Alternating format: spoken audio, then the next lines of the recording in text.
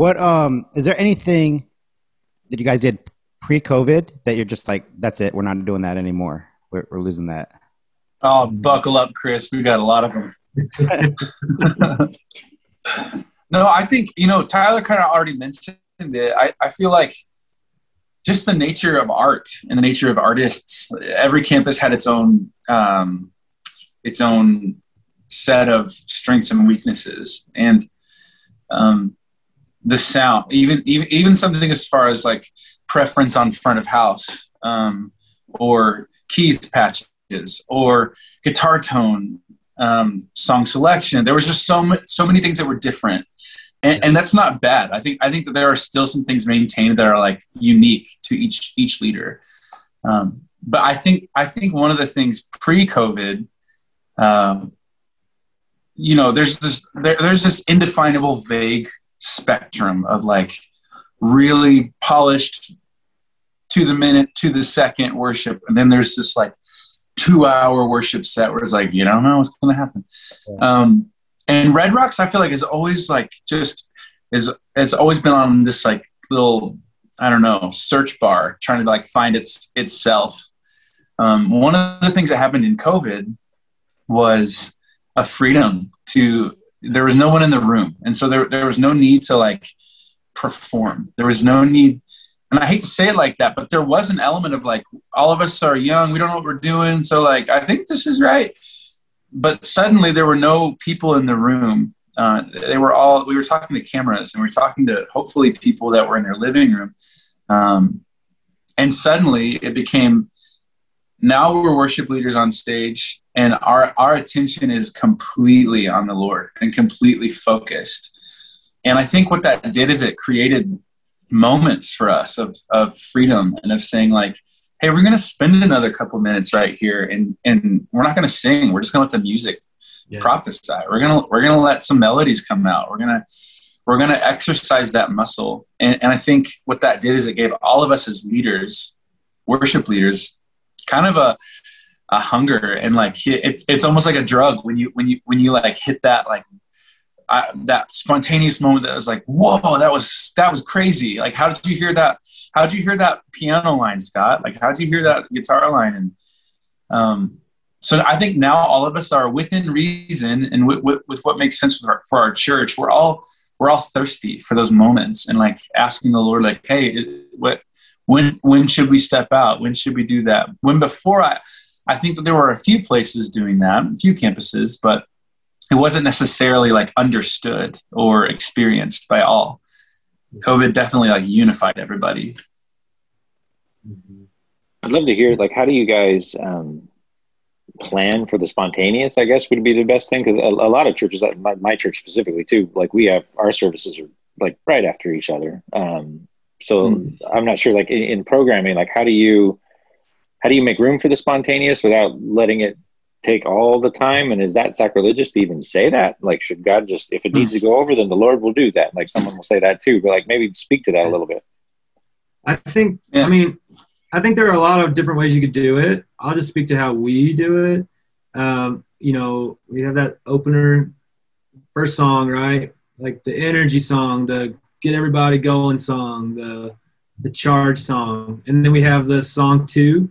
Right out of that is more of like the upward, okay, we're focused on Jesus today, that kind of song.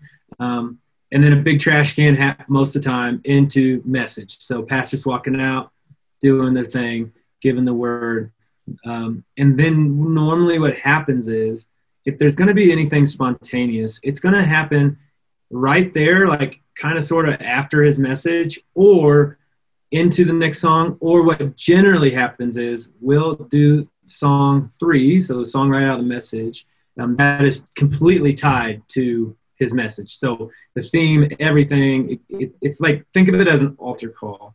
And out of that, there's a space between between song 3 and between closing song. There's just space there. And a lot of times we found like that's kind of where it happens. It's like we're trying to figure out, God, are you ready for us to move to song 4, which is the closing song, and we all know we're going to go home after this? Or are you still not done with what you're doing right now?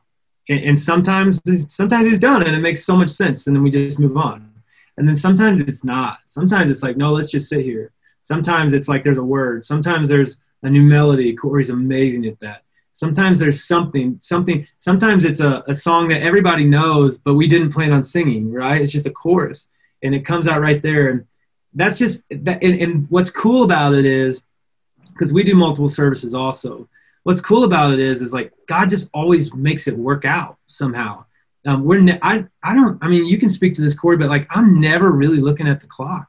I'm never really worried about like, oh man, if I don't wrap this up, we're in trouble for next service. And I know some places are, and I understand that, but we have like 2-hour increments. So it's like a 9 a.m. and 11 a.m.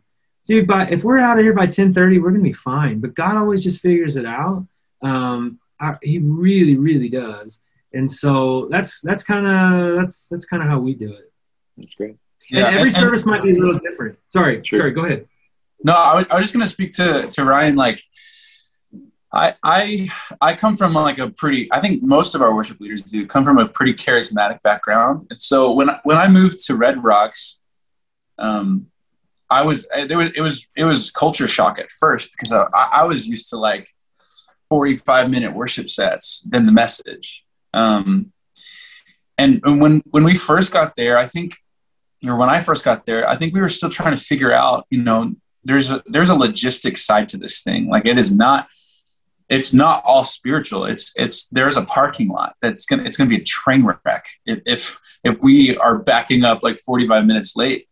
There's kids that like they plan what they do with the kids, and it's not babysitting. It's like they're teaching them the word. And so if we're like dishonoring all these like facets of how church happens in our city and at our church, it actually isn't very helpful, and it's more selfish than anything. It's man, honestly, biggest Christmas present, birthday present anyone could give me is say, hey, there's 40 minutes of pad and just sing over people. I'm like ready to go. I love it so much. So I feel like for me that my journey wasn't in trying to learn how to do those moments. It was in learning how to like be tasteful and say like, hey, this isn't it. This isn't like, I feel like any great musician, any professional level musician has had to work way harder at pulling back and choosing where they show, and any great artist knows when it is enough, So I to the point of how do you plan those spontaneous moments? I feel like you plan it by honoring. You say like, hey, I want to honor my leader, and his message was 40 something minutes. Like we're not gonna go crazy here. Right.